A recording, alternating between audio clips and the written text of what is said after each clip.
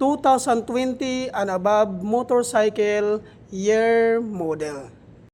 Number 6, BIR tax identification number or TIN number. Number 7, NBI clearance.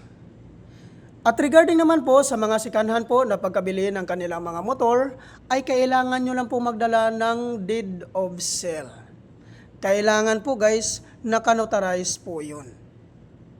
At tungkol naman po sa mga hindi po nakapangalan sa inyo yung mga motor, ay kailangan nyo lang po magdala ng authorization letter. At hingian nyo po ng one valid government ID si owner. At ipotocopy nyo po, papirmahin nyo po ng 3 beses sa baba. Yan po lahat ang mga requirements na kailangan po nating i-prepare before po tayo pumunta sa Move It Training Facility po sa Marikina City. At ang kagandahan po dito guys, pag once ma-activate po kayo dito, ma-avail nyo po ang 2 weeks zero commission. So ano ba itong tinatawag na 2 weeks zero commission? Ang ibig sabihin po nito guys, pag once ma-activate po kayo dito, at once mag-start na kayong bumiyahe, hindi ka po kakaltasan ni Move It sa kanilang commission sa loob po ng 2 linggo.